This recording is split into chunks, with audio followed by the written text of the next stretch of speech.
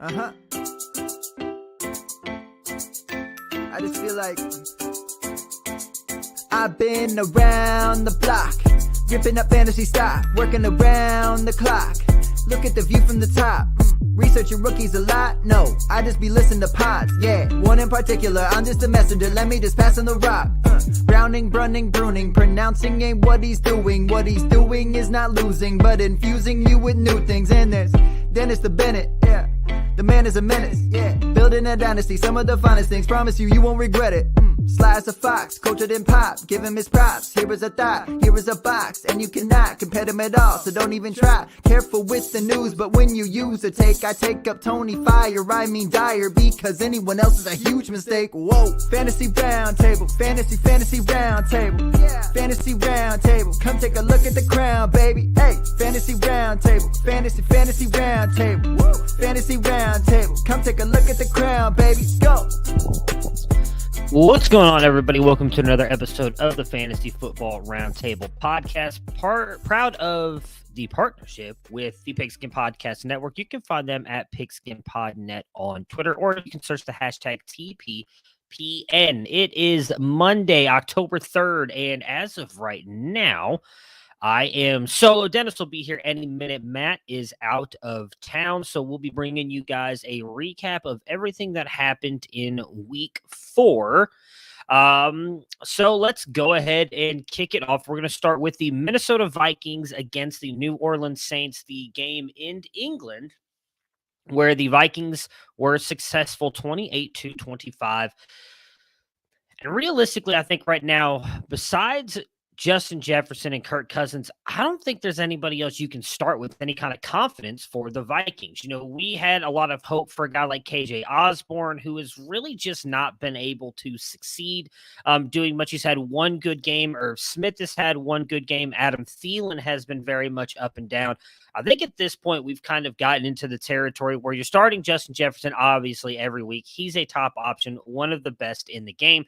And you're probably starting Kirk Cousins as your QB2 for Superflex strategies or in Superflex leagues. But like outside of those two, you just can't feel comfortable starting any other Saint. Unless you're in a super deep league and you want to throw Adam Thielen out there, I think maybe he's probably got some positive touchdown regression coming at some point. I expect him to be a little bit better than what he has been, but he is aging, and the offense just doesn't look. We had hoped when Kevin McConnell came over here, this was going to be very much like the Rams offense, where you could expect one, maybe two, not even one, two wide receivers to be fantasy useful, and it really just seems to be Justin Jefferson. On the Saints side of things here, so Alvin Kamara was ruled out late. We don't even know how much longer he's going to be out. We're just not getting a lot of real news here on some of these injuries. But Latavius Murray stepped in and looked serviceable. Are we trusting him, though, moving forward? I think so. Mark Ingram hasn't shown as much of anything. It is why I was so high on a player named Abram Smith, who was an undrafted free agent to the New Orleans Saints. I just had talked about, hey, they need someone else there outside of Alvin Kamara, and I was hoping that Abram Smith could be that player. And it looks like it's actually going to be Latavius Murray. So I would definitely, if he's available, pick him up and start him. I think that he is going to be a worthy player, at least until Kamara's out. Let's hope that Kamara's back next week. I've got multiple shares of Kamara. I'd love for him to be the player for you and the player that you drafted. We unfortunately have to talk about this next game where the Atlanta Falcons beat the Cleveland Browns 23-20. Cleveland with another fourth quarter collapse. Go figure, right? On the Brown side here, I don't know if there's any real takeaways from this passing attack. I know Jacoby Brissett threw it a lot more than typical, but it did not look good. Amari Cooper, while he had two really good games prior to this, another bad game, kind of like we had in week 1. You can't bench Cooper because I think regardless, he's going to have weeks like this. He had weeks like this in Dallas, in Las Vegas. That's going to continue to be the way that it is here. So you have to start him every single week, but he's the only one. Like, I still feel fine starting Njoku, who I believe still had a pretty good day himself with 9 fantasy points. Outside of those two, though, I think it's just him. You're starting the running game. On the Falcons side here, with Tyler Algier. Cordero Patterson is going to be out. He was just put on the IR for 4 weeks. Tyler Algier should get a majority of the run here. He had a fairly good game here. Some of that coming from a pretty good receiving game, but 10 points altogether. We'll take it as one of the lead backs for the Falcons. Dennis, what is going on? How you doing on this wonderful Monday? Well, I hear you talking about Tyler Algier, so I'm doing great. What are your thoughts on him now moving forward with obviously Patterson being benched for at least, or not benched, being out for 4 weeks, being put on the IR? So they distributed the touches pretty evenly. It was 11 for Algier, 10 for Patterson, and 9 for Huntley or something like that. You know, Algier had the bigger plays. He made things happen. I think going forward, while Patterson is out, they're going to try to keep both Huntley and Algier involved. But, you know, I think for them, the Falcons need to get Kyle Pitts going, and maybe Patterson being out is the catalyst to get Pitts going. Yeah, badly. They need to get Pitts going badly. That may be one of the – you don't want to say he's not going to be a bust for dynasty leagues, but that may be, unfortunately, one of the bust picks this year at redraft. He is just not really producing 4 weeks into the season. Moving on to the Cowboys and Commanders here. The Cowboys win 25-10.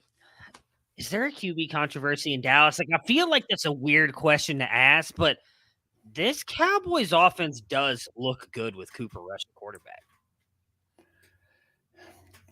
There's no quarterback controversy in Dallas. When Dak is healthy, Dak is going to come back and Dak is going to play. Jerry Jones loves pomp and circumstance and flash, and he's going to bring Dak back and he's going to talk shit all the while coming back. But when Dak is healthy, he is going to play and he's going to be the starter. There's going to be no looking over his shoulder. We're not at that stage. We're not at the Matt Ryan stage of Dak's career. We're not even at the Carson Wentz stage of Dak's career. Dak is still a bona fide top-tier starter in the league. I'll be honest, though, the injuries, you know, was it a foot or a knee that had him out for the year? The ankle injury. Ankle. Yeah.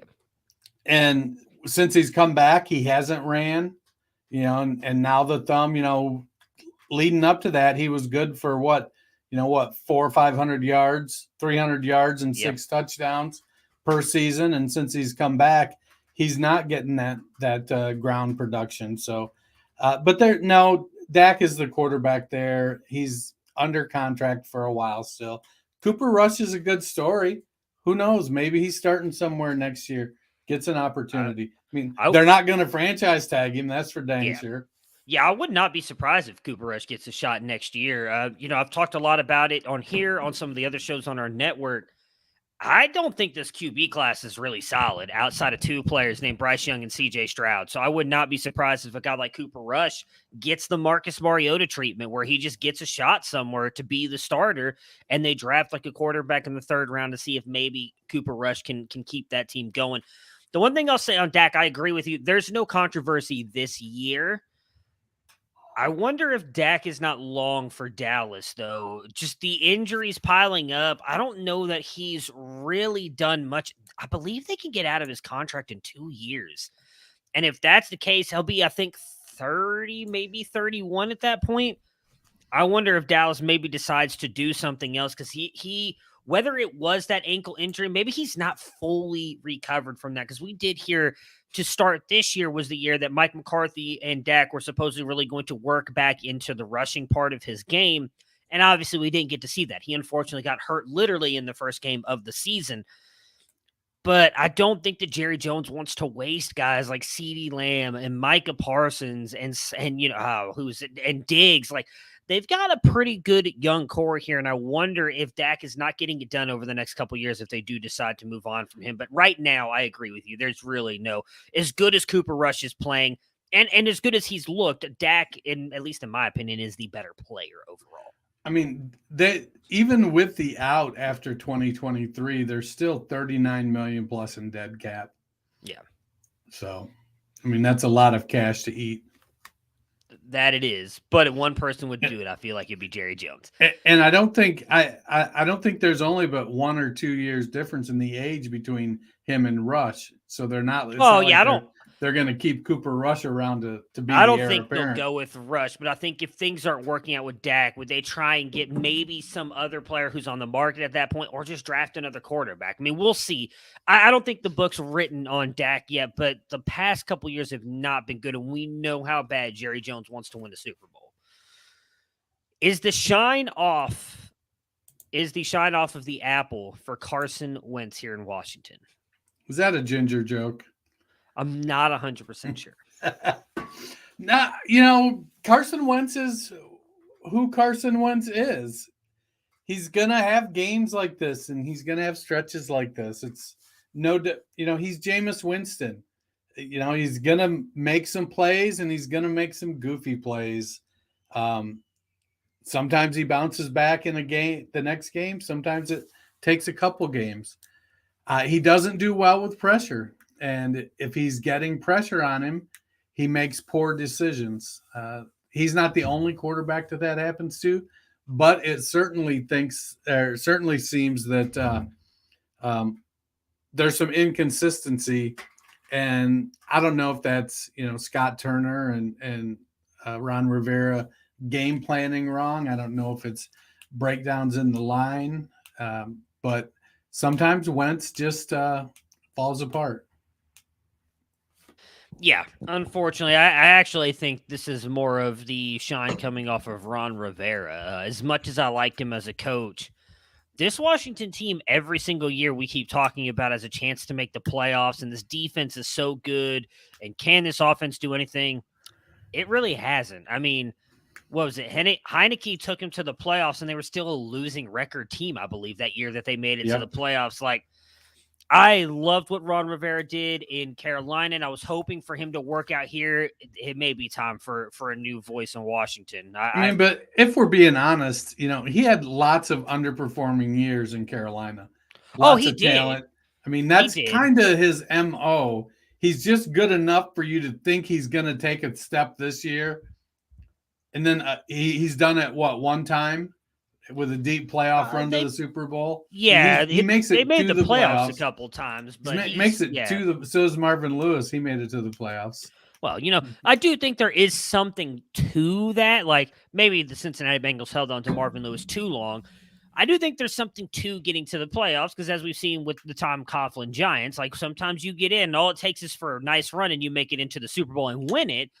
But he's not even been doing that. He's only made it to the playoffs one time with Washington. Like that's where I think the issue is starting to come up, at least for me. And we'll see what happens. I don't know if they move that whole franchise is a hot mess that's about from to the say. top down. There's a lot more going on, unfortunately, with that franchise than just worrying about making the playoffs. The game I don't think any of us expected to be the highest scoring affair of the week was the Seahawks beating the Lions 48-45. I mean, has Geno Smith pride? Yeah, well.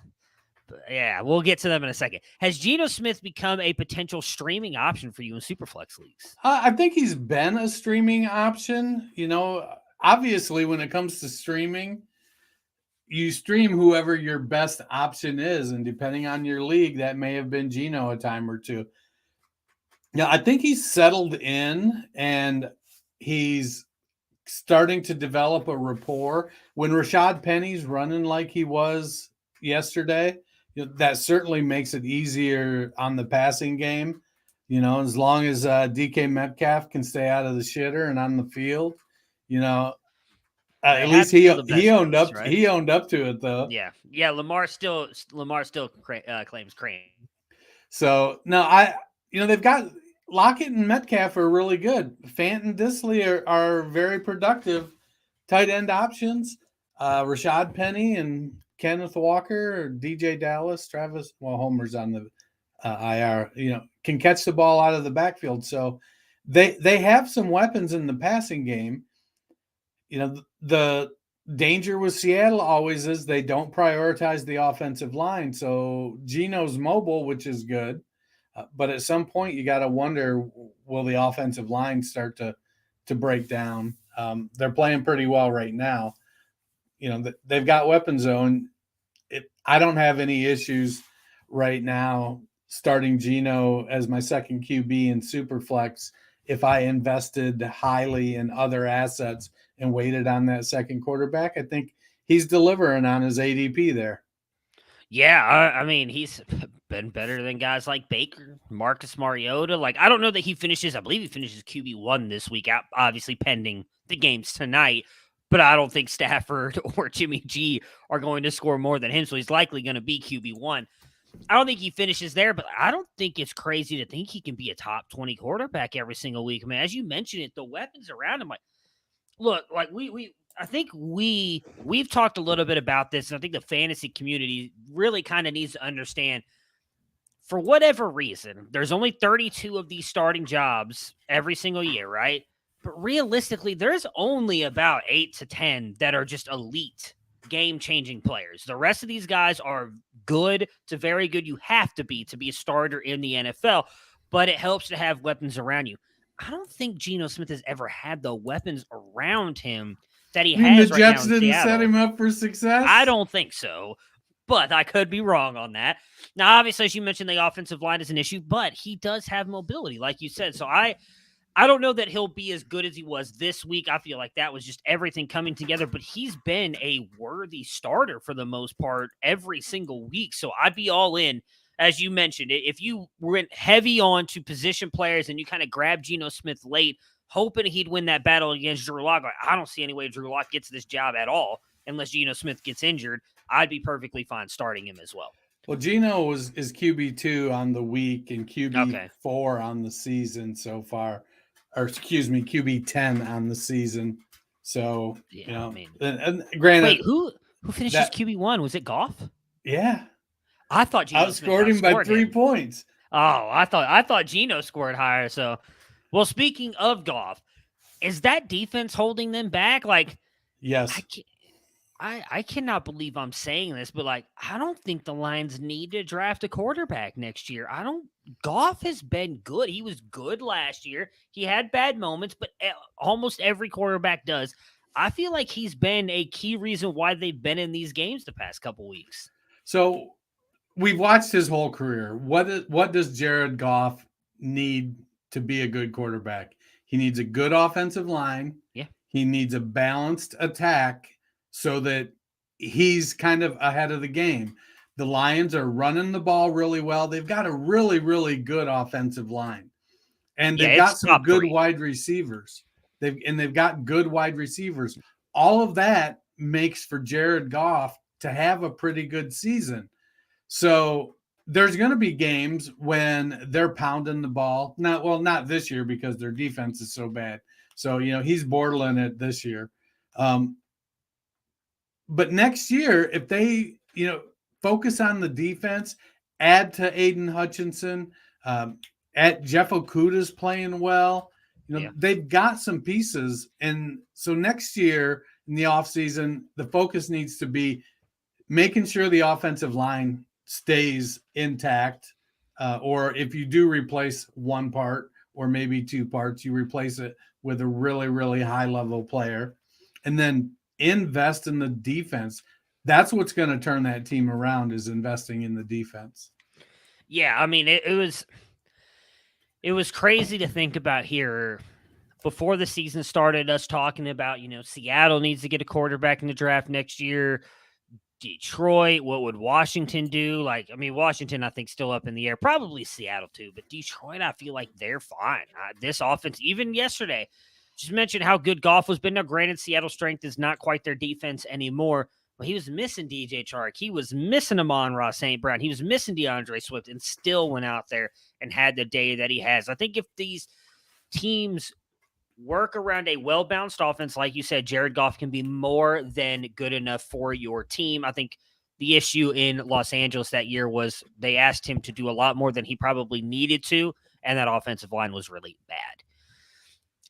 Boy, the Colts are a dumpster fire. My goodness, were we wrong on them. They lose to the Titans 24-17.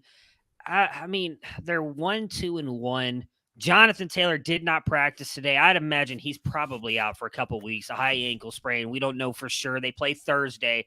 I would be very surprised if he's out there playing Thursday. Is there any way they can get it together at this point in the season? Yep. There's always a chance, and it's not like that division is loaded with powerhouses. So, while some teams are playing better than others, they do have a shot at pulling it together.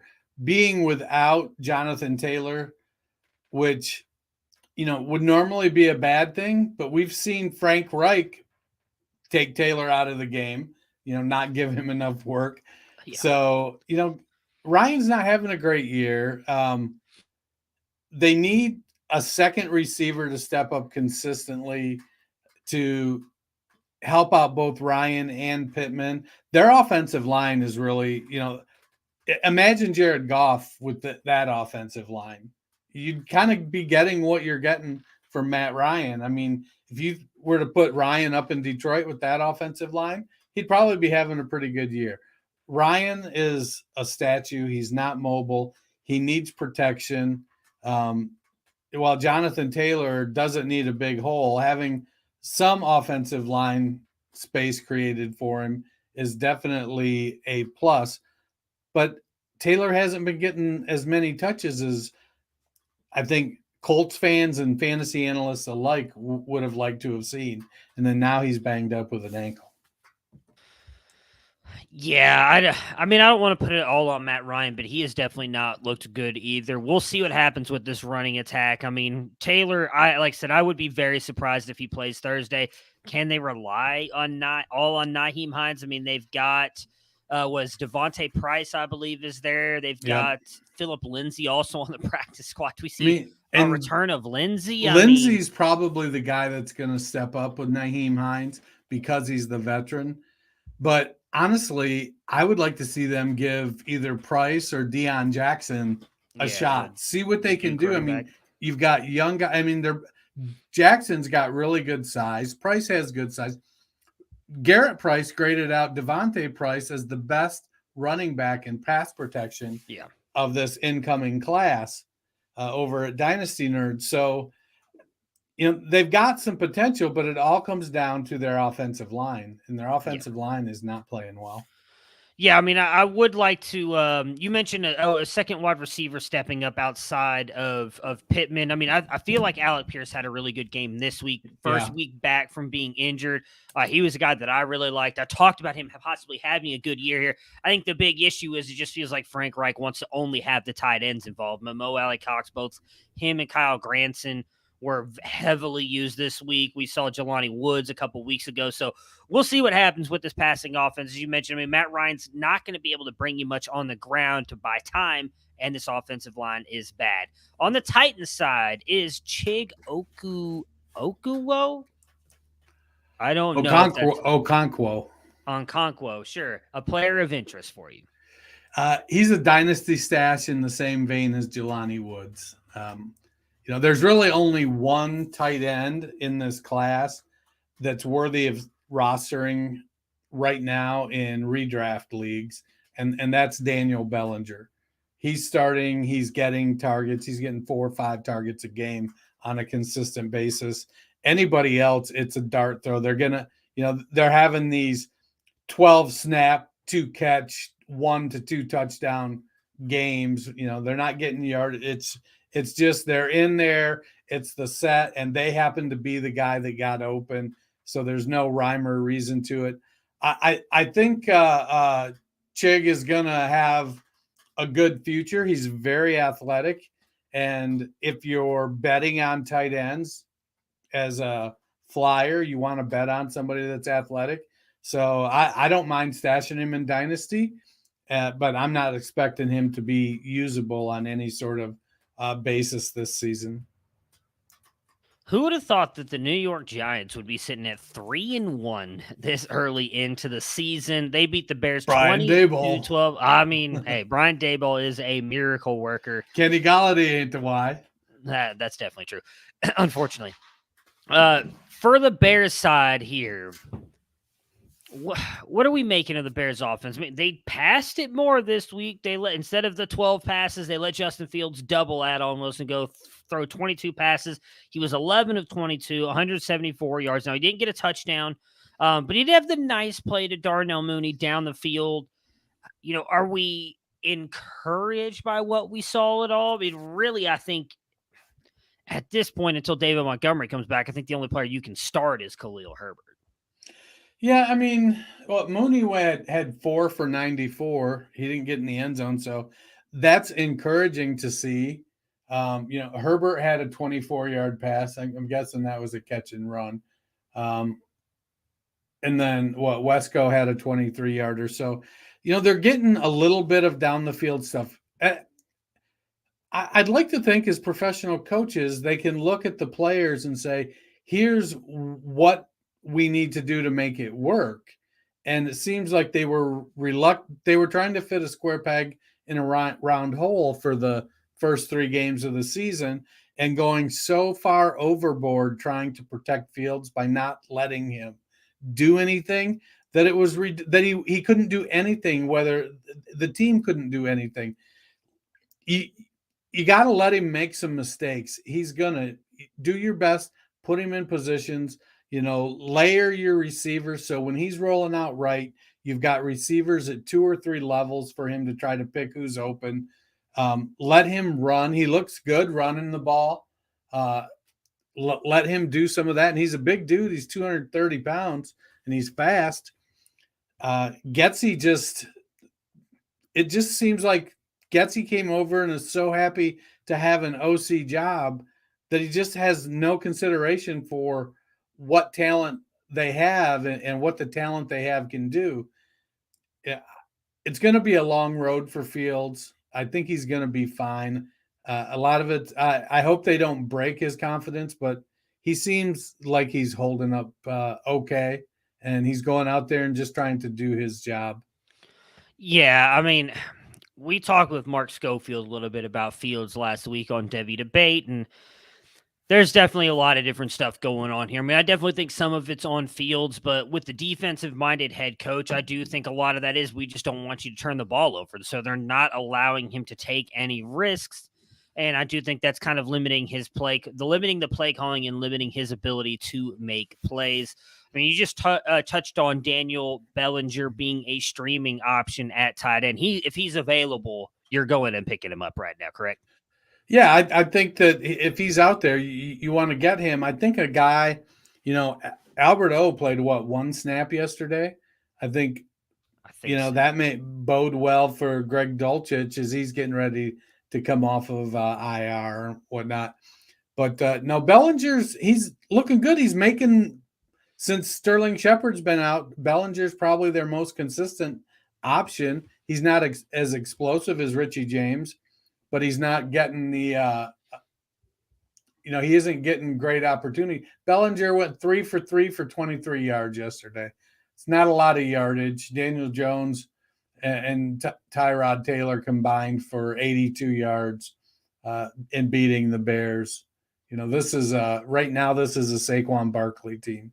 Oh, yeah. I mean, 36 attempts for 146 yards. I'll be doing everything I could to give Barkley the ball, too. Of course, something to watch with the Giants as well. Daniel Jones injured in this game, had to come out. Then Tyrod Taylor, unfortunately, got injured. They had to put Daniel Jones back in, see if there's anything serious going on with either one of those, if they have to bring in another quarterback and see what happens. But Daniel Jones, he hasn't been horrible. I mean, I don't know that he's been great, but they found a way for him to manage that offense, and it's working out. They're using his legs. Yeah, they're making that actually part of the game plan. Now for the next 3 weeks, that's probably not going to be the case. Yeah, because it seems like he's got an injury of the high ankle variety, so he just has to be able to push off to throw now. So that should be good for his accuracy. I doubt that, but we'll see. The Philadelphia Eagles beat the Jacksonville Jaguars 29-21 and remain the only undefeated team in the NFL. On the Jag side here, I mean, Trevor Lawrence has an okay day, but Jamal Agnew is yet again rearing, I shouldn't say his ugly head. I don't know that he's actually ugly, but he's 4 for 50 and 2 touchdowns in this one. Are we back to discussing Jamal Agnew as a worthy add in redraft and dynasty leagues? I don't think so. I think, if Zay Jones had been healthy, I don't think Agnew would have really been in there. He's a speculative ad that is only going to get significant playing time on offense if the 3 or 4 players in front of him are missing time. So before we jump into the Philadelphia Eagles side here, Brandon asks, need y'all's help with the trade James Conner, and I'm trading CEH. Are you trading James Conner straight up for CEH? Because if that's the case, I'd probably do that. If you're trading away CEH for James Conner, I would not do that unless you're getting more back for CEH. Because I don't think James Conner's long for any starting role, personally. Yeah, no, I think Connor's going to be the starter there this year. In Dynasty, I'm obviously not doing that, but I think this year he's going to share it a little more. Benjamin is looking okay, and I think Benjamin's looked better personally, but but you know how coaches are with veterans and stuff, and so Cliff Kingsbury may not be in Arizona much longer. I know they just extended him, but my God, this team looks bad. There's some hot seats out there after just 4 weeks. But if you're getting CEH, you have to be comfortable that he's not going to get over 50% of the snaps. Yeah, just about any given week. Now he is getting the majority of the touches. But we've seen like yesterday and in week 1, when they have a lead and they're trying to ice it, they don't have any issues giving the ball to Isaiah Pacheco, who's a bigger back. Now, CEH did fight one in a scrum over the goal line. That was good to see, given his history of short yardage failures. But it seems like Pacheco and McKinnon are splitting the work fairly evenly behind CEH.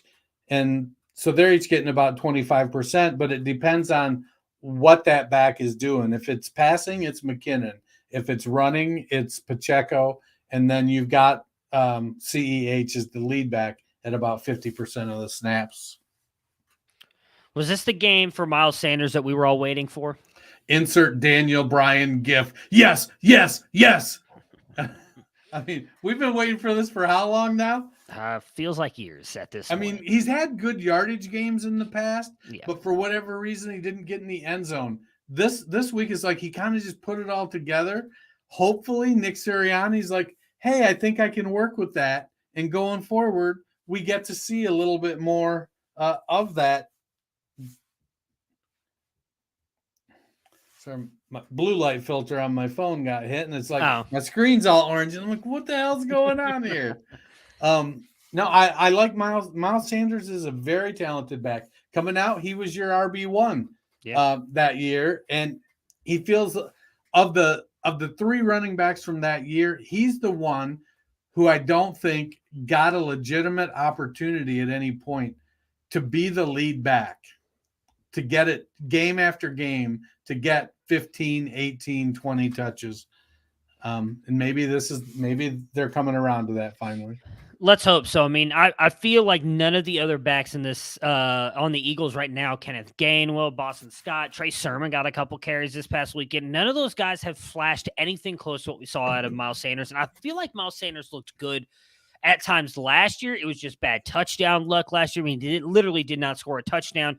I thought he's looked much better this year. Again, the biggest thing against him is unfortunately going to be that Jalen Hurts gets a lot of rushing touchdowns as well. So it's always going to hurt him, but it was great to see him get, 134 yards and 2 touchdowns. Hopefully you were starting. Hurts had another touchdown this week, and Gainwell had a touchdown. Sermon actually on his 2 carries rushed for 19 yards. Yeah. I mean, he didn't look bad, but I feel like Miles Sanders so far, I've watched a lot of the Eagles. I'm very invested in Jalen Hurts and the Eagles I had him going to the NFC Championship this year. I think they're a fun team to watch. for me, from the times that I've watched him, Sanders has looked like the best running back. So I hope that he gets that shot. Well, he is the best running back. He was the best running back last year too, and probably the year before. Yeah, he just, again, touchdown regression, which sometimes you just get unlucky with those. It seems like that's not so far the case this year. The Jets beat the Steelers 24-20 in Zach Wilson's return, 252 yards, 1 touchdown, 1 receiving touchdown, 2 interceptions for him. But Breece Hall is kind of the story here. I talked a little bit about this on Friday. They were very pass-heavy with Joe Flacco, and I thought they might go a little more toward the run game with Zach Wilson being out there. And they still threw a lot, but Breece Hall looked like the best running back on the team. Is he now their RB1 moving forward? I mean, he is the best running back on the team, though. 17 for 66 is kind of a rough stat line. He did get the touchdown, and then receiving, he had 2 6 for 12 targets. Yeah. 6 targets, so he did lead the backs in targets. He didn't have a productive game. So I don't think we need to get too worked up. I do think he is the best of the backs, but I think we're going to continue to see a 60-40, 65-35, 55-45 split going forward on any given week. They like Michael Carter. They're going to continue to give Carter some opportunities, but Carter's got to do better than 9 carries for 15 yards to keep getting those. I think Breece should be the guy, but it's going to be a timeshare this year. Yeah, I mean, I still think that was a fairly impressive game against a good Steelers defense, and sometimes it just takes these guys a little bit longer to get acclimated to the NFL game. I'll be very curious to see what Breece Hall and Michael Carter's snaps and attempts look like for the next couple games moving forward. But I feel like is the shot for Breece Hall to kind of take he's not going to be 90 to 10%. It's probably, Nobody I think, at is. best, it's best 70-30 at best. But I think he's got a chance to kind of take that stranglehold here. On the Steelers side, I mean, the big news was Kenny Pickett. He gets into this game. Now, he does throw 3 interceptions. I don't feel like 2 of those were on him from what I saw. It really looked like that was more on the wide receivers. But regardless, what do we think about him and this team moving forward? Because it looked like he was targeting George Pickens more than anybody else. Well, good quarterbacks target players that are open, and they target players that make plays when they're not open. So that kind of rules out Chase Claypool. Claypool at the very least should have been able to knock down that interception, but Pickens goes up and gets the ball. Him and Pickett and Pickens both kind of have this my ball mentality that it's almost like Mitch was trying to keep the job instead of playing to win games. And you can't play scared like that. And Claypool's got he's not a guy that plays in contact well. Pickens, on the other hand, is kind of showing us that he's able to do that. He's a physical receiver. He's big. He's tough.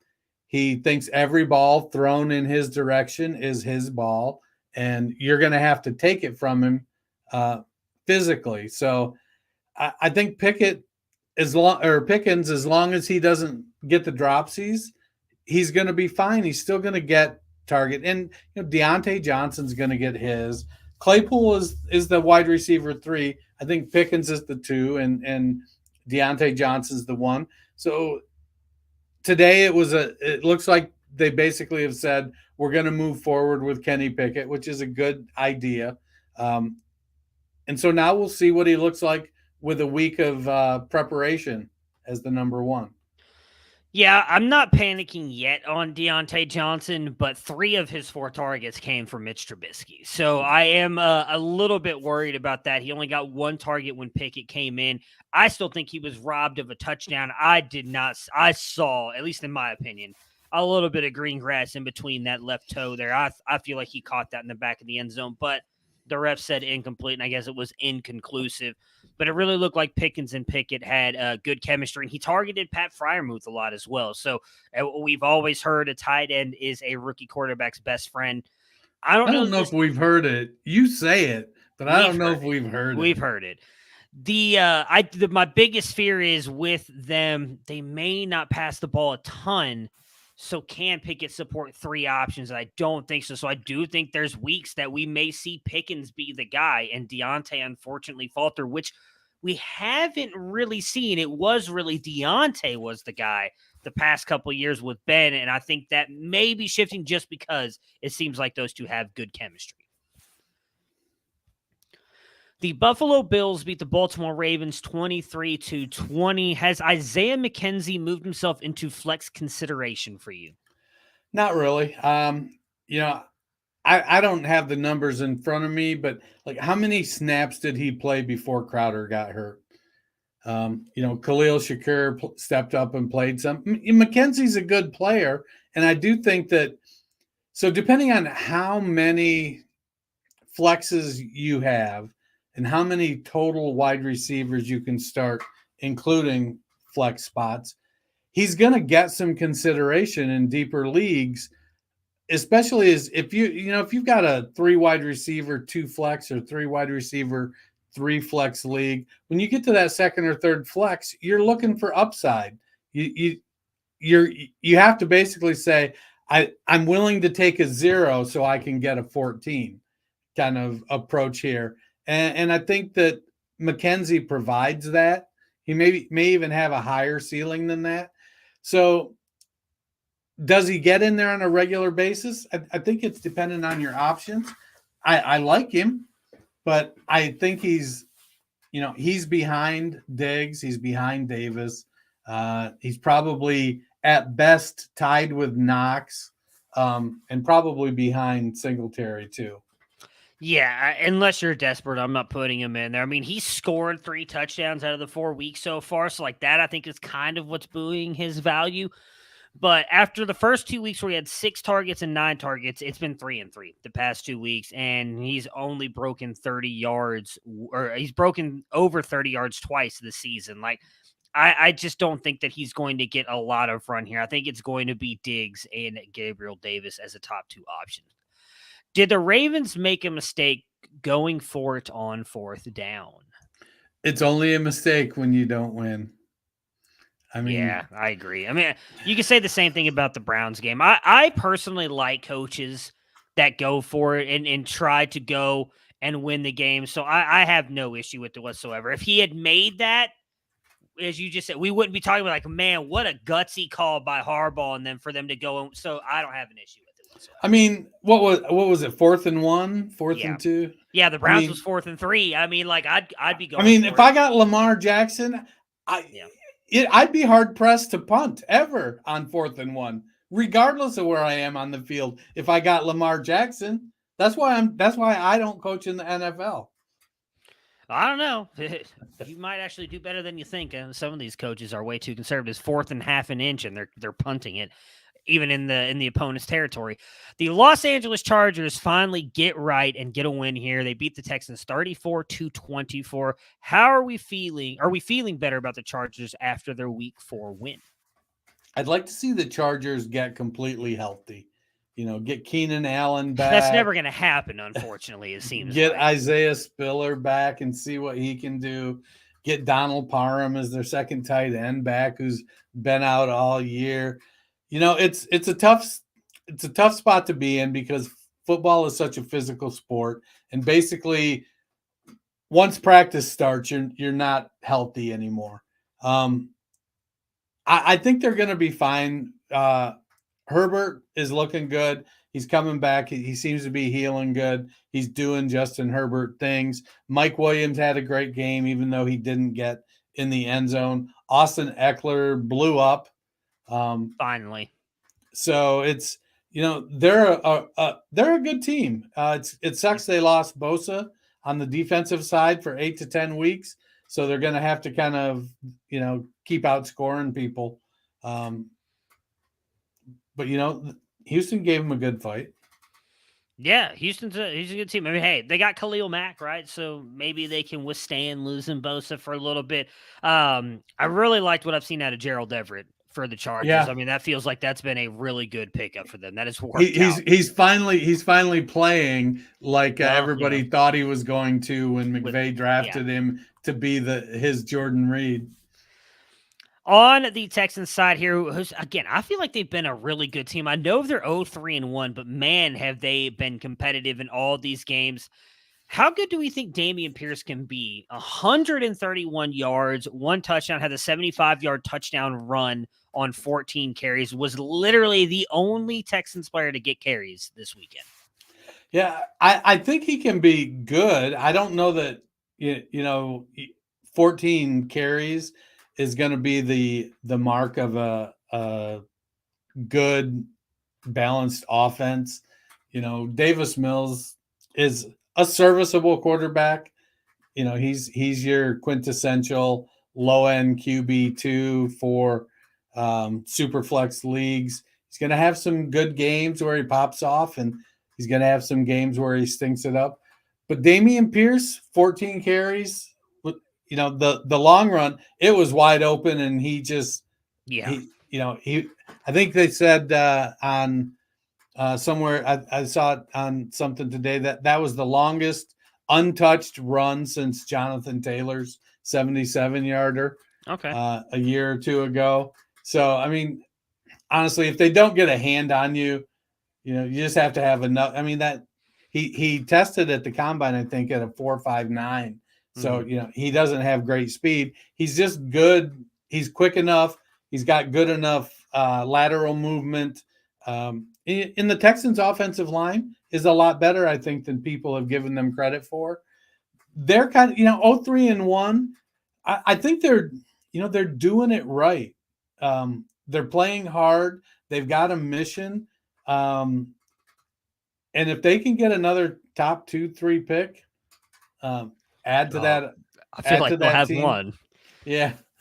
So if they can add some more talent to that team, it's shaping up like a team that's playing hard. And the sad thing for me is they played like this for David Culley last year too. Yeah, they did. And so, it's good to see that they're still playing that way. But I would have liked to have seen David Culley not get the shaft. But if they can keep playing hard, when they get the talent, it's going to turn on and they're going to be really, really good. And I think Davis Mills is the kind of quarterback that they're going to keep building the pieces all around him.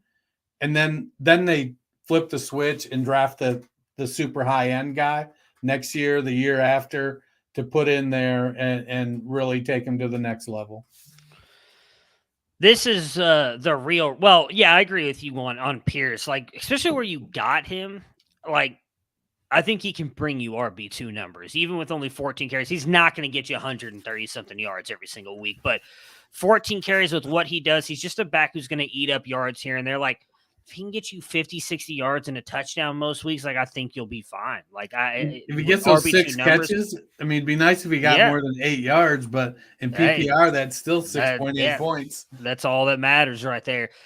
This, unfortunately, is the real reason Matt was not able to make it to the show today, as the Las Vegas Raiders beat the Broncos 32-23. I almost called him David Carr. Derek Carr, 12 of 34, 188 yards, no touchdowns, no interceptions. They leave heavily on Josh Jacobs and Devontae Adams in this one. Jacobs looking like he has in the past, one of those big games, 144-2. Devontae Adams 101 on 9. Is Derek Carr finally putting it together in this offense? I mean, they had a good game against Denver. It's a division game. There's incentive. Josh McDaniel was the coach in Denver, so there's that added intrigue. So, I feel like the Raiders rally around their people. And so it wouldn't surprise me to see them kind of stink it up again next week. It takes time for things to gel. You've got a new stud wide receiver. You've got a new head coach installing a very complicated and sophisticated offense. The team has basically told Josh Jacobs, rent, don't buy. And they're trying to work this out. So I don't know how much I'm expecting out of the Raiders this year based on what we've seen. I think they'll get better as the season goes on. But we may look back at the end of the year and say this was their best game. Yeah, I think Hunter Renfrow being out is hurting them as well. He was just a bailout target for Carr last year, and him not being there, I think, has hurt him just a little bit. As while we expected him and Adams to be good, I think it still takes time to redevelop the chemistry they had in college. On the Broncos side here, I mean, realistically, at the end of the day, Wilson has a good day. 17 to 25, 2 touchdowns through the air, 1 touchdown on the ground. But the big news is Javonte Williams, torn ACL. I think he tore multiple muscles. Is that correct? He did. He's PCL. Yeah. He tore the knee up. It's like a J.K. Dobbins kind of injury. Unfortunately. So, I mean, what does this do for this offense now? I mean, as much as Matt dislikes Melvin Gordon, I think he's probably at least pretty, even though the dude fumbles every other touch, I feel like you're probably pretty happy that he's on the roster, but it's him and Mike Boone now. Yeah, I mean, and it's probably not going to be the 50-50 split that we were looking for. Now, what could happen, maybe they let Russ cook. They go all Southwestern tapas, and Russ starts spreading those little platters around to Judy and to Hamler and to Greg Dulcich, who seems to be in line to take over the tight end spot. My guy, Cortland Sutton. So they might, Russ only threw it 25 times yesterday. Maybe they up that number more consistently in the 35 to 40 range to make up for the loss of Javonte Williams. But I think, Hackett seems fairly conservative when he can be. So I would expect a heavy dose of Melvin Gordon. Yeah, same. Although I do think Mike Boone could get some pretty serious run here as well. So if he's available, I think I'd go grab him. They seem to want to do the split there for whatever. I mean, if Melvin Gordon keeps fumbling the ball too, I wouldn't be surprised if we see more of Mike Boone until Gordon can kind of keep that under wraps. The Green Bay Packers pull off a 27-24 win in overtime over the New England Patriots. We got to see Bailey Zappi here for a decent amount. He's actually the only rookie quarterback so far to have thrown a touchdown on the 2022 season. So if you had that on your bingo card, congratulations. I don't think a lot of people expected that. What were your thoughts, though, of Bailey Zappi in this game against the Packers? I think he comported himself pretty well. He did not shy away from it. He was a little nervous to begin with. The team didn't ask him to do things that he couldn't do. And so while they surprisingly took the Packers to overtime, that was kind of on the back of Damian Harris and Ramondre Stevenson and that pick six that Aaron Rodgers threw. I think he strikes me as a guy that is a career backup. He's maybe Chase Daniels-ish, Colt McCoy-ish, Case Keenum. He's that kind of guy. And if he comes in and plays well like this, and now he's out and he doesn't play again this season because Hoyer's back, and then Mack comes back and takes back over. And then next year, Hoyer goes and Zappi's the backup. And he has a couple stretches over the next 3 years where he may go in and play for 3 games or something and play pretty well. He's that guy that Bill Belichick turns into a 3rd-round pick that he drafts and puts on the O-line or the D-line that becomes an all-pro in 2029 or something like that. He's for Dynasty, he's a stash on your taxi squad, break glass in case of emergency kind of player. Yeah, I think he's a very good game manager, backup quarterback. I think that's exactly what he'll be moving forward. It was great to see him out there and doing that, especially after, he now holds the record for the most touchdowns in college football, which he did over Joe Burrow last season. So he came in with a lot of hope and hype. A lot of people were confused by when the Patriots took him, especially over some of the quarterbacks that took him over, but he looked good in that game. And I think, him as a career backup, at least so far, starting out, looks pretty good. The Packers, as I mentioned, pull out the win here, but the passing game looks like it's starting to gel. Well, the Packers played a very, very balanced game. Aaron Jones, 16 for 110, Dillon, 17 for 73. And so that allowed Rodgers to be able to keep the defense off balance. New England's got a pretty good defense. Lazard played well. Romeo Doubs, I think Doubs is coming on and starting to show that he could be the real deal. I'd like to see Robert Tonyan maybe get a few more targets. They didn't. Only 6 targets to the running backs, 4 to Jones, 2 to Dillon. But Lazard and Doubs stepped up, and even Randall Cobb had 3 for 43. So they played balanced. Yeah, I mean, it was great to see Lazard put up over 100 yards, and this one, Doubs is looking good. And as you mentioned, Tonyan, I mean, no, he only had 2 targets, but he caught both of them, got a touchdown. Like, I'd like to see him a little bit more involved in that offense, but that may also be the knee injury. He is coming back off an ACL. Maybe he's not fully healthy yet, but it's definitely a good sign, at least for my prediction, of the Packers to be a good team this year, that they're starting to put it together. In my opinion, this was the worst game of the weekend, but the Arizona Cardinals beat the Panthers 26-16. I mean, what do we make of the the Arizona Cardinals backfield right now? It's just not productive. I'm not sold on Kingsbury. I'm not sold on Murray. And so my expectations for this team are very low. And Rondale Moore came back with his second round draft capital and immediately dispensed of productive Greg Dortch for 3 receptions for 11 yards. It looks like they're balancing it out. 15 carries for 55 yards. 12 for 26 for Kyler. I don't think Kyler's a guy you want running the ball 12 times. I know he seems fast and elusive, but he's not a big guy. Benjamin and Williams are backing up Connor. To me, I think Connor is the back you want to roster.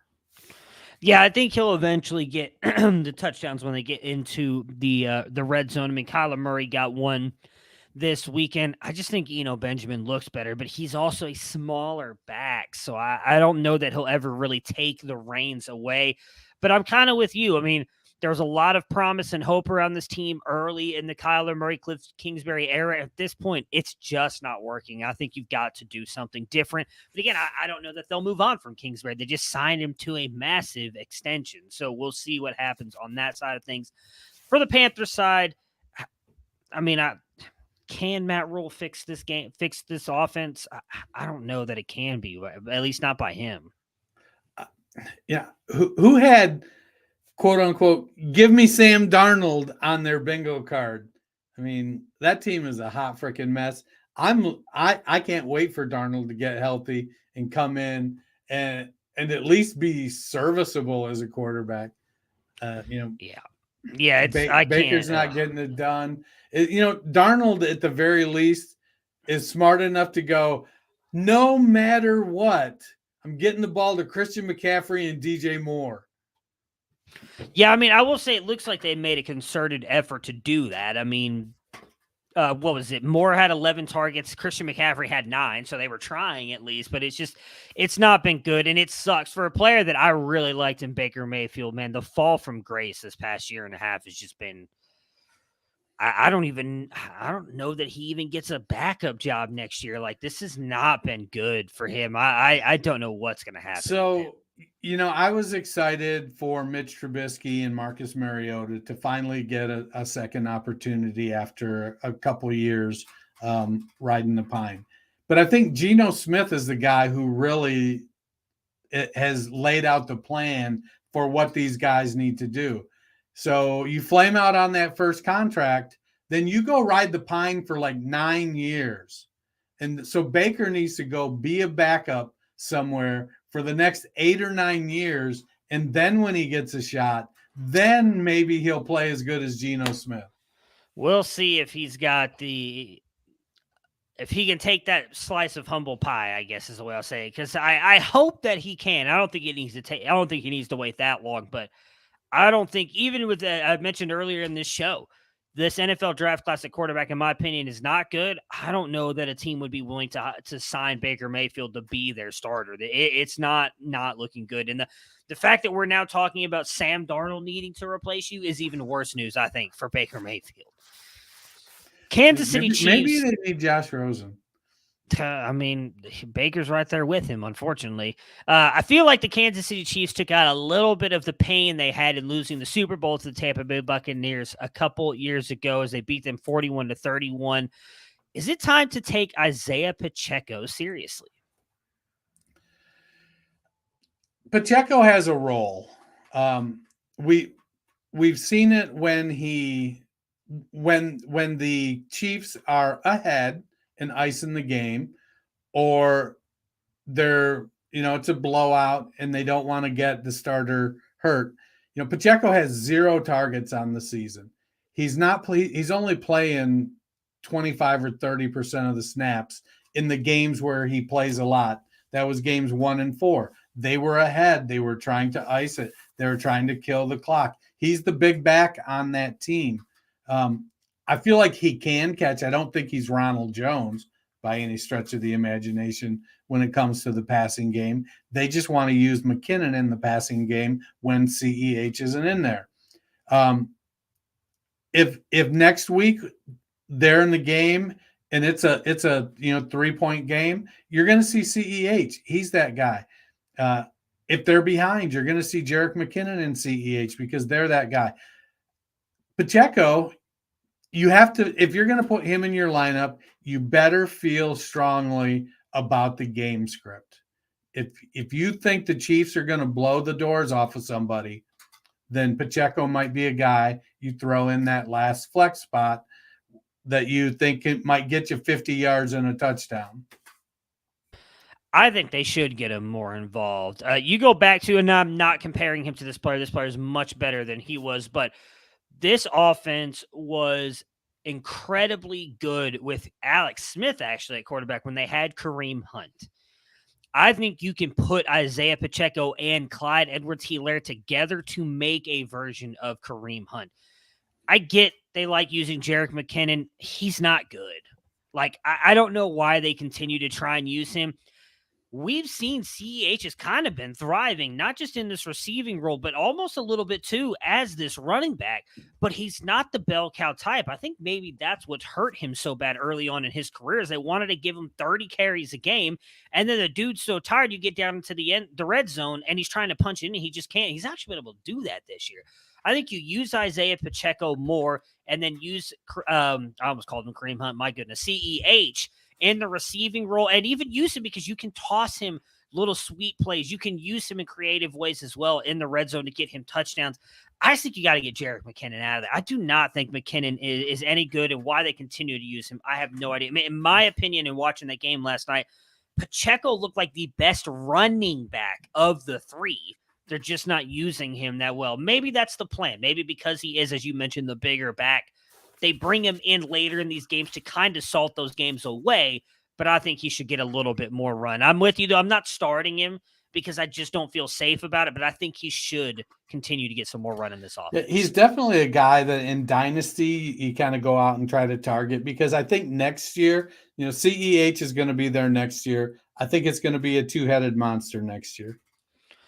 For the Tampa Bay Buccaneers, what do they need to do to get back on track here? I mean, I saw a meme of the, the Brad Pitt with the cigar in his hand, just looking completely exhausted, and he had a Tom Brady jersey on. And it was Tom Brady realizing he destroyed his family to come back and lose in the first round of the wild card, which made me feel bad because obviously there are a lot of rumors that things are not going well for him at home, which is why he took a step away. To come back to this, I mean, this has just been, and I do think a lot of this has been the injuries to that offensive line, Chris Godwin as well. But like, is there anything the Bucks can do? Like, I just honestly do not think they're a good team. They can go out and steal 2 Pro Bowl guards. That's really what they need. The interior of their offensive line is not getting it done in the run game or the passing game. And Brady has to be protected. He's one of the least mobile quarterbacks in the league. He doesn't like to get outside the pocket. He doesn't move well. And he's old. So as good as he is at some things, yesterday they completely did away with the running game. They ran the ball 6 times, but they were playing catch up because Kansas City got out in front by 2 scores. And so Brady was trying to bring them back by throwing the ball because he knows that he couldn't just let Kansas City keep scoring points while they tried to run the ball. Rachaad White looked great in the passing game, though. He's somebody I definitely got my eye on. Yeah, if this was Bruce Arians still as the coach, I'd be very worried about him ever seeing the field again after the fumble. But we'll see. Definitely different regime, so we'll see if that happens with White. But yeah, he definitely did look good. All right, so that will do it for Dennis and myself. The Monday Night Football game will be kicking off here soon. Matt, I believe, will be back on Wednesday, so we will be here to recap that game. We will talk or preview the Thursday night game, which I knew a minute ago, and now I cannot for the life of me remember who it is, but it definitely involves an injured player, the Colts. Taylor will probably not be playing. They're playing somebody, a team in the NFL, I believe. Hold on, let me check. I got you here. Colts and Broncos. Colts Broncos. That's probably going to be a horrible Thursday night game. But regardless, it'll be football, which we'll be happy to see. And then obviously the 3 of us will be back again on Friday. We'll recap that game and preview the entire Week 5 slate. We're already 5 weeks into the fantasy season. My goodness, time flies. All right, everybody, before we get out of here, Dennis, what should everybody do? Go subscribe, rate, review, move us up those charts. Subscribe, rate, review, download. Oh, my son's home. Can you hear his car? I can hear his car, yeah. All right, everybody, we will talk to you guys again on Wednesday.